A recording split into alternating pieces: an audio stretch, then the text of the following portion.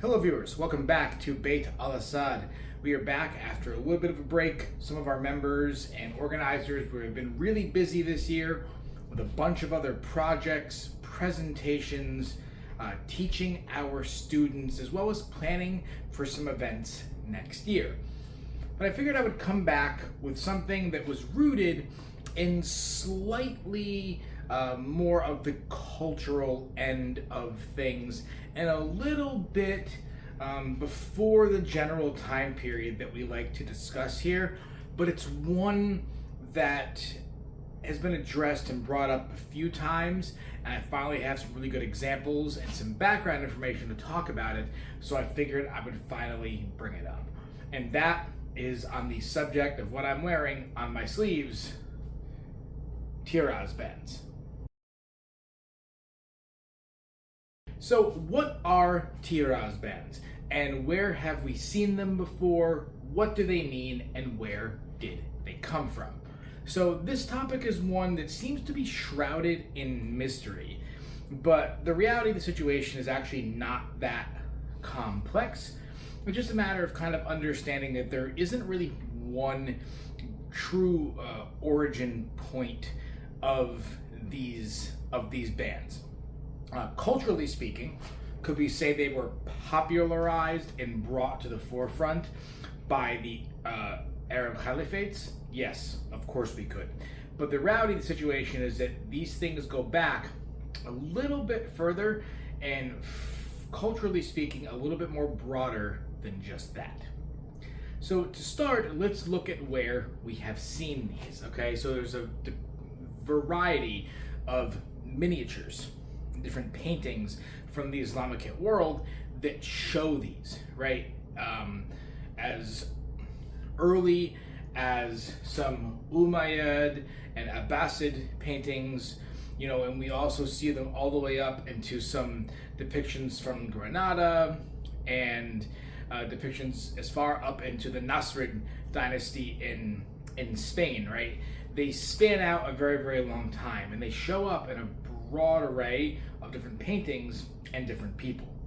But ultimately, they come to represent either a political, religious, military, or even a public servant's representation or award of honor. So oftentimes these bands would be awarded to scholars, poets, military officers, different political leaders, right? They'd be awarded to people as titles or stations of honor. And they were worn generally on turbans, sashes, on armbands, most popularized. And they'd be something that was very, very meaningful to the person that they were awarded to or given to. And they could often be surahs from the Quran.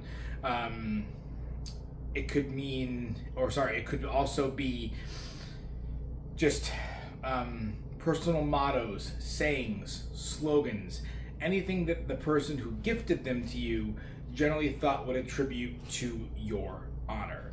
So my bands, I took from them a surah from the Quran.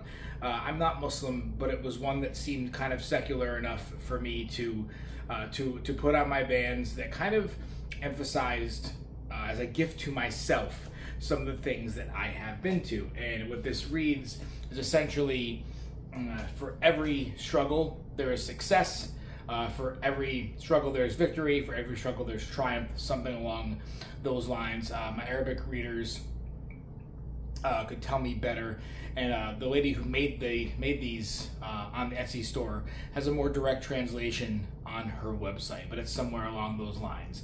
And with all of my struggles in mental health, I thought that was a very, very fitting, time period appropriate passage to put on these bands, and that's why I have them. And I wear this as an armor cover, and I put it over my mail, wear under my lamellar, and it adds a really nice period look to what I'm wearing. So these were awarded as a sign or a station of honor from one person to another. So where did they come from? All right, so this is something that is not really controversial, but something you probably never expect. Essentially, culturally, the method of it, the method of these bands, and the embroidery on them originates in Iran, and the word Tiraz just means embroidered, right? It was the method, it was the style of getting the writing onto fabric, which is just the method of tiraz or embroidery. And the bands are what were then either sewn on or embroidered onto another garment.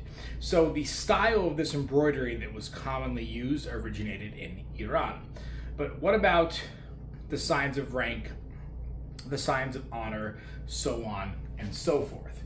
Okay, that is kind of a split tradition. Now you have to remember the early Islamic rulers drew heavily from traditions militarily and culturally from two empires. You had the Byzantines and the Sasanians, right? So those two cultures, the Byzantines and Sassanids, also heavily drew from each other. So naturally, the early Arab armies are going to pick up on traditions that come from both.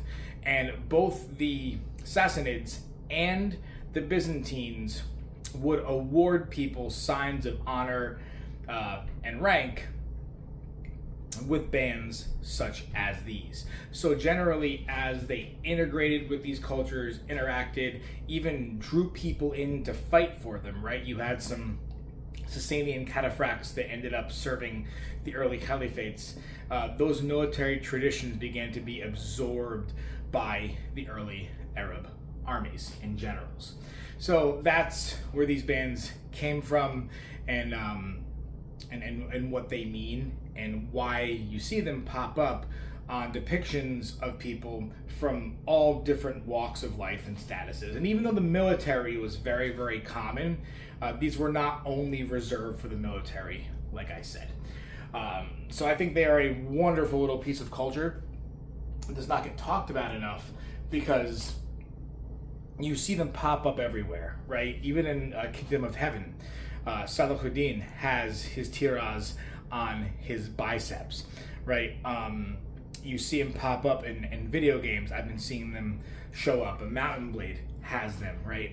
And you just see them, and maybe some people figure, oh, they're just decorations, right? Islamic artists decorated everything. Now, it went just beyond decoration into something a little bit more meaningful.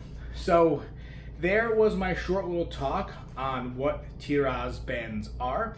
I'm going to give a little bit more of a close-up of these so we can see them, and give the link down below to where I got these bands, in addition to this armor cover that was made by one of my students and the very, very renowned official Saracen, Ahmed Saeed, who made this beautiful armor cover for me, which I'm going to be putting over my mail at some point, and you'll be seeing that in future videos. So go ahead and enjoy the close-ups of these bands, and I will catch you next time on Beit Al-Asad. Thank you very much.